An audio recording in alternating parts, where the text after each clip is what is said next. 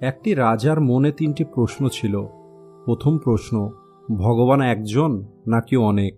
দ্বিতীয় প্রশ্ন, ভগবান যদি থাকেন তাহলে কোথায় থাকেন আর ভগবানকে কিভাবে পাওয়া যাবে? তৃতীয় প্রশ্ন, ভগবান কি করেন? ওই রাজা ওনার রাজ্যে যত জ্ঞানী লোক ছিল সবাইকে এই তিনটে প্রশ্ন জিজ্ঞেস করে, ভগবান একজন নাকি অনেক? কোথায় থাকেন? উনি কি করেন? প্রত্যেকটি লোক তারা তাদের বুদ্ধি অনুযায়ী উত্তর দিত, কিন্তু রাজা কারোর উত্তরেই সন্তুষ্ট ছিল না। আর একদিন রাজা ওনার ঘোড়ায় করে রাজ্যে ঘুরে বেড়াচ্ছিলেন। তখন তিনি দেখতে পান সামনের দিক থেকে একজন সাধু যাচ্ছে, যিনি নিজের মতো করে চলছিলেন, যাকে দেখেই মনে হচ্ছিল আর পাঁচটা সাধারণ সাধুর মতো ইনি নয়, এনাকে অনেক জ্ঞানী মনে হচ্ছিল। এরপরে রাজা ওই সাধুর কাছে চলে আসে, আর রাজা ওই সাধুকে ওই তিনটে প্রশ্ন জিজ্ঞেস করে, ভগবান একজন নাকি অনেক? ভগবান কোথায় থাকে এবং কিভাবে পাওয়া যাবে? ভগবান কি করেন? এরপরে সাধু কোনো রকমের ভয় না পেয়ে রাজাকে বলে, এটা কোনো জিজ্ঞেস করার মতো ব্যবহার? তুমি তোমার ঘোড়ার ওপরে বসে আমাকে জিজ্ঞেস করছো? তোমার মধ্যে কোনো ভদ্রতা নেই?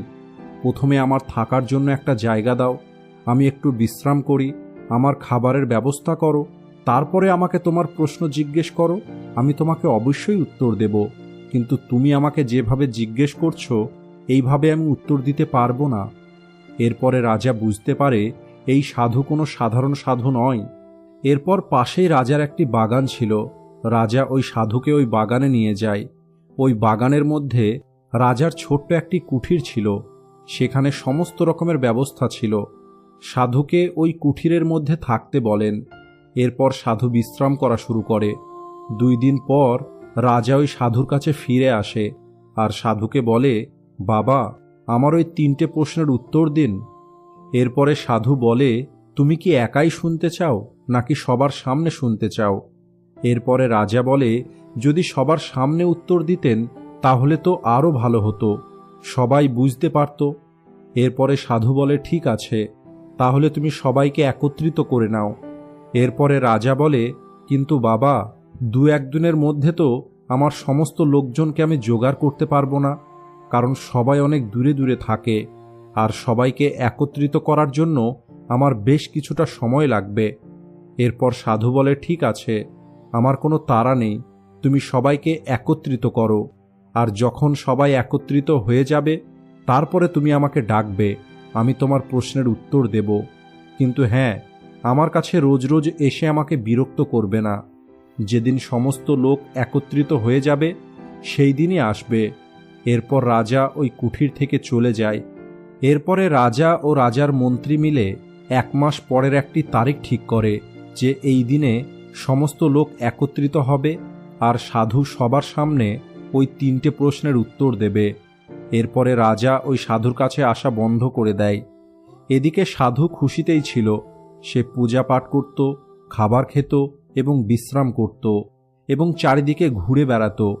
দেখতে দেখতে 1 মাস পার হয়ে যায়, আর সেই দিনটা চলে আসে যেদিন সাধুকে ওই 3টে প্রশ্নের উত্তর দিতে হবে। রাজা ওনার রাজসভা থেকে লোকেদের পাঠায় যে তোমরা যাও আর সাধুকে এখানে নিয়ে এসো। রাজমহলে সবাই উপস্থিত ছিল। এরপরে সাধুকে মহলে নিয়ে আসা হয়। সাধুকে রাজা বসার জন্য একটি সিংহাসন দেয়, কিন্তু সাধু রাজাকে বলে, আমি সিংহাসনে বসতে চাই না, আমি মাটিতে বসেই আপনার সমস্ত প্রশ্নের উত্তর দিতে চাই। এরপরে ওই সাধুর কাছে রাজা হাত জোর করে বলে যে, বাবা, আমার 3টে প্রশ্ন ছিল, যে প্রশ্নের উত্তর আপনি দেবেন। এরপরে সাধু বলে, ঠিক আছে, তোমার প্রশ্ন কি আর একবার বলো। এরপরে রাজা বলে, আমার প্রথম প্রশ্ন, ঈশ্বর একজন নাকি অনেক? আমার দ্বিতীয় প্রশ্ন, ঈশ্বর কোথায় থাকেন আর ওনাকে কিভাবে পাওয়া যাবে? আমার তৃতীয় প্রশ্ন, ঈশ্বর কি করেন? এরপরে সাধু প্রথম প্রশ্নের উত্তরে বলে যে, রাজামশাই, আমি তো সাধু, আমি বেশি পড়াশোনা করিনি, আর আপনি তো অনেক পড়াশোনা জানেন, আপনি গুনতে জানেন 1, 2, 3, কিন্তু আমি তো জানি না। এরপরে সাধু বলে, রাজামশাই, আপনি এক কাজ করুন, আপনি কিছু সোনার মুদ্রা নিয়ে আসুন, আপনি গুনবেন আর আমি বলবো। রাজা বলল, ঠিক আছে। এরপরে একটি থালাতে করে বেশ কিছু সোনার মোহর নিয়ে আসা হয়। এরপর রাজা গোনা শুরু করে। প্রথমে একটা মোহর হাতে নেয় আর রাজা বলে 1। এরপরে সাধু বলে একদম ঠিক, এবার ওই মোহরটি পাশে রেখে দাও। এরপরে দ্বিতীয় মোহরটা হাতে নেয় আর বলে 2। এরপরে সাধু বলে তুমি মিথ্যা বলছো, দেখো তো তোমার হাতে কটা মোহর আছে, একটা কি দুটো? রাজা বলে হাতে তো একটাই আছে। এরপরে সাধু বলে তাহলে কেন দুটো বলছো? তখন রাজা বলে আমরা তো এভাবেই গুনি। এরপরে সাধু বলে ওটা তো লেখা আছে, কিন্তু দেখে তোমার কি মনে হচ্ছে? রাজা বলে হ্যাঁ, হাতে তো একটাই আছে। এরপরে সাধু বলে তাহলে দুটো কেন বলছো? এরপরে রাজা তৃতীয় মোহরটা হাতে নেয় আর বলে 3। তখন সাধু আবার বলে আবার মিথ্যে বলছো, তোমার হাতে দেখো, তোমার হাতে কটা মোহর আছে? 3টে নয়, হাতে একটাই আছে। এভাবেই একটা মোহর সেই একটাই, কিন্তু যখন গোনা হয় তখন আমরা নিজের মতো করে প্রত্যেকটা মোহরের নাম দিয়ে দিই। এরপরে রাজা বলে ঠিকই বলেছেন, হাতে তো সবসময় একটাই আছে। আমি 3 বলি, 4 বলি বা 5 বলি, যাই বলি না কেন, হাতে তো সেই একটাই আছে। এরপরে সাধু বলে একইভাবে ভগবান একজনই। যে প্রথমবার দর্শন পেয়েছে সে এক ভেবেছে, যে দ্বিতীয়বার দর্শন পেয়েছে সে 2 জন ভেবে নিয়েছে, যে তৃতীয়বার দর্শন পেয়েছে সে 3 জন ভেবে নিয়েছে, কিন্তু ভগবান কেবলমাত্র একজনই। এরপরে রাজা হাত জোর করে সাধুকে বলে বাবা, এমন সমাধান আমি এর আগে কখনোই পাইনি। আমি মেনে নিচ্ছি যে ঈশ্বর কেবলমাত্র একজনই। এরপরে রাজা বলে এবার আমার দ্বিতীয় প্রশ্নের উত্তর দিন, ঈশ্বর কোথায় থাকে এবং কিভাবে পাওয়া যাবে? এরপরে সাধু বলে তোমার এই প্রশ্ন শুনে আমার তো অনেক খিদে পেয়ে গেছে। এরপর রাজা বলে কি খেতে চান? এরপরে সাধু বলে আমার জন্য 1 গ্লাস দুধ নিয়ে এসো। এরপরে সাধুর জন্য 1 গ্লাস দুধ আনা হয়। সাধু ওই দুধের মধ্যে একটি আঙুল দিয়ে দুধটাকে ঘোরাতে শুরু করে। এরপরে রাজা জিজ্ঞেস করে যে বাবা, এটা আপনি কি করছেন? এরপরে সাধু বলে আমি শুনেছিলাম এই দুধের মধ্যে নাকি ঘি আছে, আমি ভাবছিলাম ওই ঘিটা বার করে আমি খাবো। এরপরে রাজা বলে আপনি কি বোকার মতো কথা বলছেন? দুধের মধ্যে ঘি তো আছে, কিন্তু সেটাকে এইভাবে পাওয়া যায় না। এরপরে সাধু বলে তাহলে কিভাবে পাওয়া যাবে?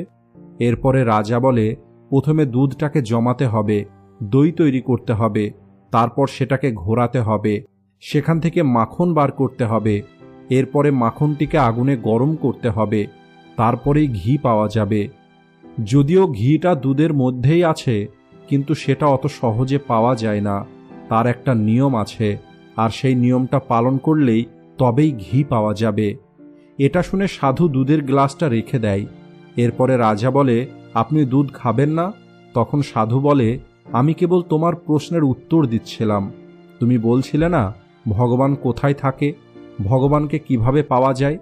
যেমন দুধের মধ্যে ঘি থাকে কিন্তু দেখা যায় না, একইভাবে ভগবান সব জায়গায় আছে, কিন্তু ভগবানকে পাওয়ার জন্য কিছু নিয়ম আছে। সেই নিয়ম পালন করলে তবেই ভগবানকে পাওয়া যাবে। এরপর রাজা হাত জোর করে সাধুর সামনে বসে পড়ে আর বলে সত্যিই আপনার উত্তর অনেক সুন্দর ছিল, এমন উত্তর আমি এর আগে কখনোই পাইনি। এরপরে রাজা বলে আমার শেষ আর একটা প্রশ্ন আছে, ভগবান কি করেন? এরপরে সাধু বলে তুমি প্রশ্ন জিজ্ঞেস করছো আর আমি উত্তর দিচ্ছি, তাহলে তুমি এখন বলো তুমি আমার গুরু নাকি আমি তোমার গুরু? এরপরে রাজা বলে আপনিই তো আমার গুরু। এরপরে সাধু বলে তাহলে এটা কি রকমের ব্যবহার? তুমি সিংহাসনের ওপরে বসে আছো আর আমি মাটিতে বসে আছি। এরপরে রাজা বলে তাহলে আমাকে কি করতে হবে? এরপরে সাধু বলে তুমি সিংহাসন থেকে নেমে এসো, আমি ওই সিংহাসনে বসব। এরপর সাধু সিংহাসনে গিয়ে বসে পড়ে আর রাজা নিচে এসে বসে। এরপর রাজা তৃতীয় প্রশ্নের উত্তর শোনার জন্য অপেক্ষা করছিল, কিন্তু সাধু আর কোনো কিছুই বলছিল না। এরপরে রাজা বলে আপনি কোনো উত্তর দিলেন না তো? এরপরে সাধু বলে ভগবান এটাই করে, ফকিরকে রাজা করে দেয় আর রাজাকে ফকির করে দেয়, আর এটাই ভগবান সবসময় করে থাকেন, আর এটাই ভগবানের কাজ, প্রতিনিয়ত সবাইকে তাদের কর্ম অনুযায়ী পরিণাম দিতে থাকে। এরপরে রাজা সাধুর কাছে হাত জোর করে বলে আজ আমি আমার 3টে প্রশ্নের উত্তরই পেয়ে গেছি। এরপরে সাধু ওই রাজাকে আশীর্বাদ দেয় এবং ওই রাজ্য থেকে চলে যায়।